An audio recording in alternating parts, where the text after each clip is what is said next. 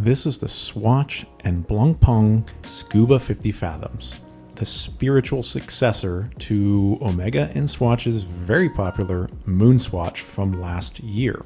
Does it live up to the hype? Is it a better watch? Let me tell you about it.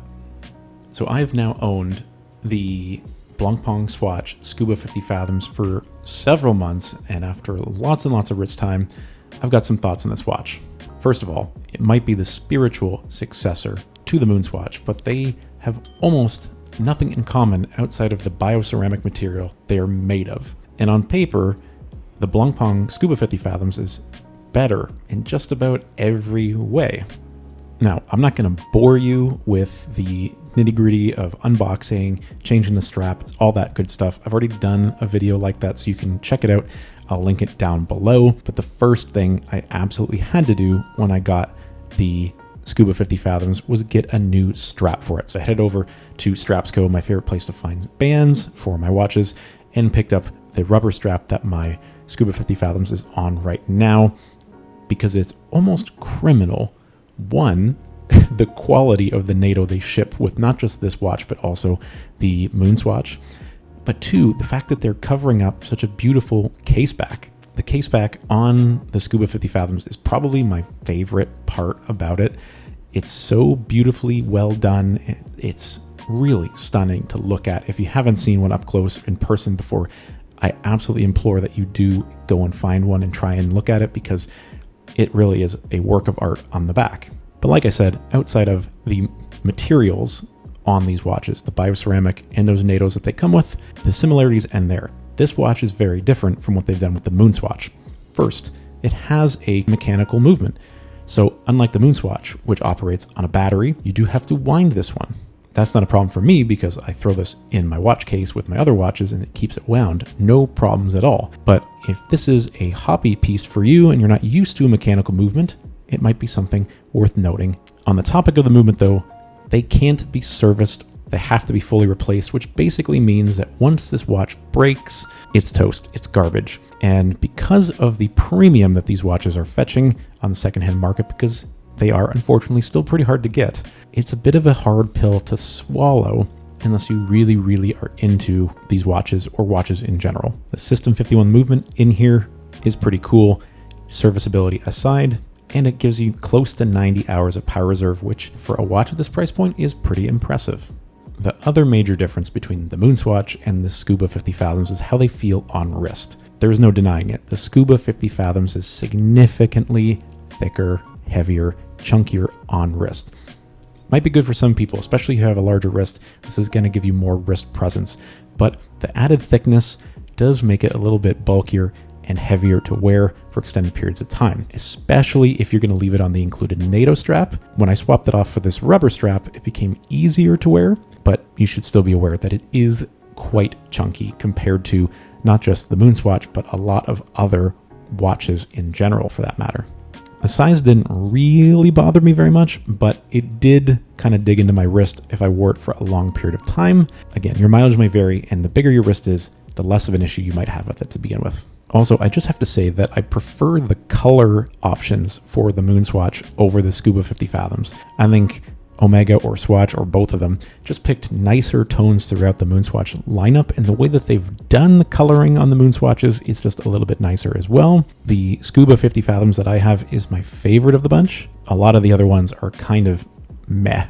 Whereas with the MoonSwatch, there are a number of different faces and styles and colors that are pretty cool, and in general, I just think they've done a nicer job finishing the MoonSwatch. Now, there is one big improvement on the Scuba 50 Fathoms that the MoonSwatch cannot hold a candle to, and that's water resistance. Yeah, you can actually wear this watch in a pool. You can dive with it down to 50 meters, I believe. This just makes it, in general, especially for me, somebody who's on the go, more of a true daily wear watch. Something I can actually take out if I'm going for a swim or going to visit family or get caught in the rain. I don't have to worry as much about this watch as I would with the MoonSwatch or some other cheaper watches sort of in this price point. That's just made it more versatile for me and easier for me to daily it over the past few months while I've been testing it out and compiling my thoughts for this review. I also have to say that on this watch compared to the MoonSwatch, the indices on the face are much easier to read. They're chunkier, they're bigger. The lume is really strong and impressive on it. And I do like that it's got that nice clicky bezel. Don't know how long it's going to necessarily hold up for. Mine has been okay so far. And again, repairability is basically zero on these watches. So while I love the thought of the moving component that makes it more authentic to the real Blancpain's 50 Fathoms, it might just be another thing that might break and not be able to get replaced. It also might be worth noting that aside from a date and time function, the Scuba 50 Fathoms has no other functions on it, unlike the MoonSwatch, which is a proper chrono. Probably not a deal breaker for the kind of person that would actually want to have a watch like this in daily day-to-day, but just something to be aware of.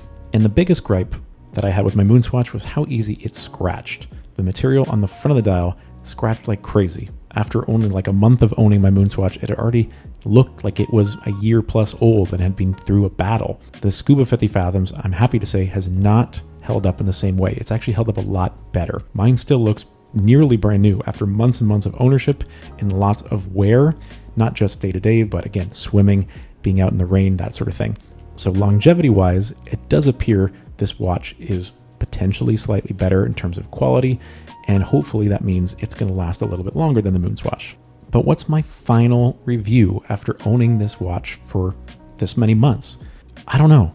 I'm kind of indifferent about the whole thing, if I'm being completely honest. I think personally, historically speaking, the MoonSwatch is probably the more important of the two between the Scuba 50 Fathoms and the MoonSwatch, just because one, it came first, but two, it's also based on a much more important timepiece, obviously the Speedmaster. This is of course based on the Blancpain 50 Fathoms, which is an important watch and a beautiful watch, but definitely not as historically significant as the Speedmaster, or certainly not as well known. It's a $400 US or about $600 Canadian dollar watch.